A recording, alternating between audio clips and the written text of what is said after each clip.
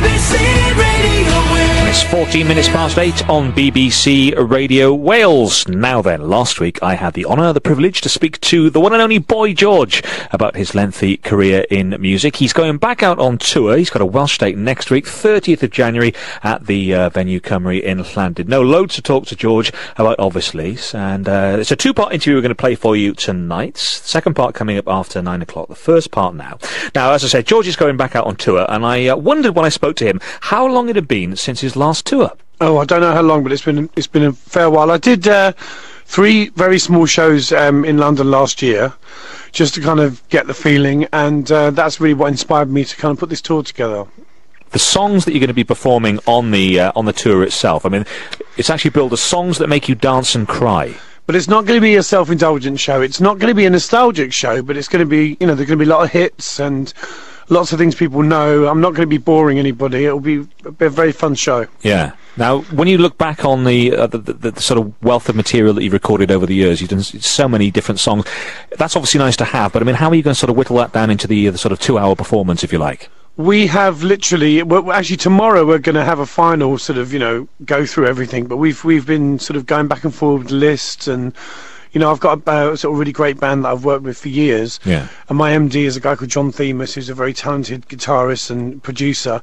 So we've just been back and forward on the phone, you know, emailing tracks, and we're going to obviously start rehearsing, you know, in a couple of days, and that will really be the telling point of what works, because you can really tell, you know. And also when you go out live, if a song, you know, if the first show we play something and it, you know, drops like a lead balloon, then we'll knock it out, you know. Yeah. I mean, obviously the big hits are going to be there as well, yes, but sort of slightly more obscure stuff, some album tracks as well, perhaps?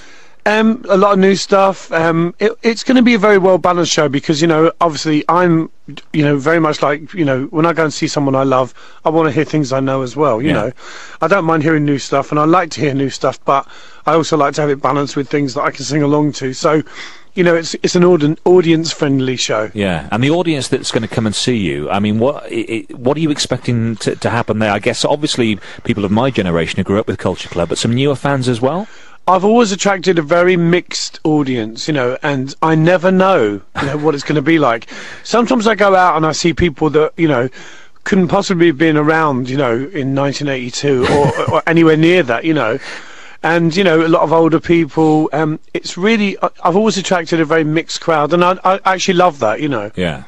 It is 26 years now since you... It's amazing. I mean, I never thought I'd ever be sitting, you know, doing an interview saying, oh yeah, 25 years in the business. Yeah, I mean, it's ridiculous. It seems like last week to me. It doesn't to me. So it seems like a long time, does it? Well, I'm not really a nostalgia freak, so I don't... It's not that I don't have any respect for what I did in the past, but it's kind of gone, and I don't really spend too much time thinking about it. You know, I'm much more focused on what I'm doing now. But obviously, when you come to do a tour, you know, then you've got to start thinking, okay, what will work? You know, what will people like to hear? And I've got a quite sort of ardent fan base, you know, and I'm always getting requests for certain songs. You know, some are really, you know, obscure, but there's certain songs that, you know, people want to hear. So I'm going to try and, you know, stick a few of those in as well. So what do you make of when you see things like Top of the Pops 2, for example, where you will see a clip of you in 1983 doing Do You Really Want to Hurt Me? Is that like looking at a different person? Yeah, I mean, you know, sometimes what's interesting for me, actually, is when I hear my voice in interviews, because I used to have a really nasal, quite camp voice. I've become very butch now. But, you know, sometimes I look and I think, my God, you're such a queen. You, George? Surely not. No, you know, it's interesting to see the things, you know, that you say. It's more things that you say, really, than you wear. It's like you hear comments you made, you know, in 1984, and you think, oh, I'd never say that now. You know, just things like that, you know, because you see, you have the luxury of not having your whole life documented. You know? Yeah. So anything stupid you've said, you know, it doesn't haunt you, but unfortunately for me, these things follow me everywhere. Like, I'd like to, you know, rather have a cup of tea than sex. Sure. Which is obviously ridiculous, but... Yeah. Did you ever actually really say that? I actually said... I think I said, yes, sex, I'd rather have a cup of tea, because I was on the Russell Harty show, and he was really trying to pry me for my... And he was trying to find out if I was gay or not. Yeah. And he was doing it in a very unsubtle way. But but still niggling me, you know. So I just said that as a kind of flippant comment, but it became this sort of political statement. And it still follows you around to this day? Not so much, but I have to say that very often that is a question I'm asked. Yeah. And I do actually have a nice cup of tea right now, actually. It's funny because I was reading a book recently about Paul Weller, Yeah. who's a big buddy of yours, right? Yeah, I mean, I think Paul's a great artist. Great Yeah. artist. And it was interesting that it was written by Paolo Hewitt, and he was saying that the Weller of 20, 25 years ago would hate the Paul Weller of today.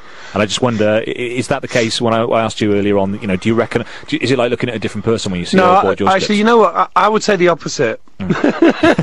I would say that, you know, over the last... Well, recently I've looked at quite a few things, you know, on things like YouTube of myself. Yeah. And I've actually thought, you know what? I need to be a bit nicer. Ah. That's really true. And in fact, you know, one of the most powerful things that I did last year, I had a big fallout with Elton John. Oh, yeah. Well, I actually had a fallout with his boyfriend and ended up having a fallout with Elton because of that. Yeah. And I saw David at a party and I thought, you know what? Be grown up. And I went over and I apologised. Yeah. And he was so nice, so sweet, you know, and so respectful. And then I got a call from Elton John a couple of days later, which was very exciting. Because, you know, I still get impressed by things like that. Yeah.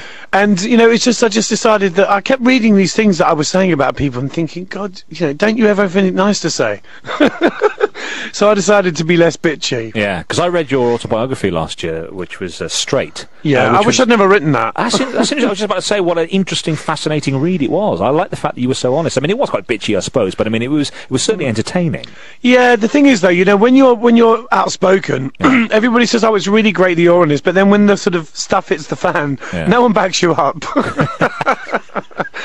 And the thing is, it's entertaining for other people, but I think what it does is it clouds what I do. Yeah. You know, it's like, I don't want to be a quip in a hat. I'm a musician and I'm a singer. Yeah. And no one really cares what I think about Madonna. Do you know what I mean?